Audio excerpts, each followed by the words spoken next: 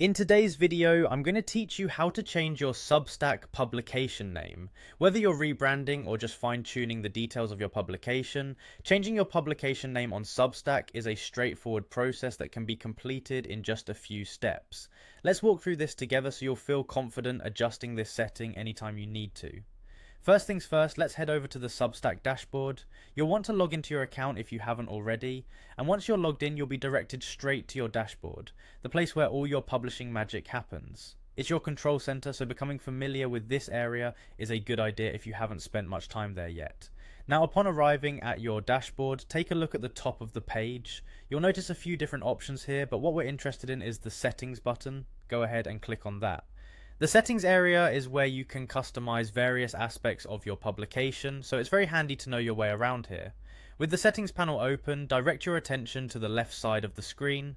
Here you'll see a list of categories to choose from. Click on website next. This section deals with the more visual elements of your publication and how readers see you online. It's the spot for making adjustments that are public facing. Scrolling through the website panel, you'll come across a section labeled publication name. This is where you can input the new name for your publication.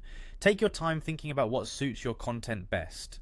This name is going to be visible to your readers, so you want it to be memorable and fitting to your brand or the voice of your writing. Once you've decided on the perfect name, go ahead and enter it in the publication name field. Check it over a few times to ensure there are no typos or errors, as this will be the new identifier for your publication. It's essential to make a great impression with the name, as it reflects the tone and style of the material you're presenting. When you're satisfied with your changes, the final step is to click save.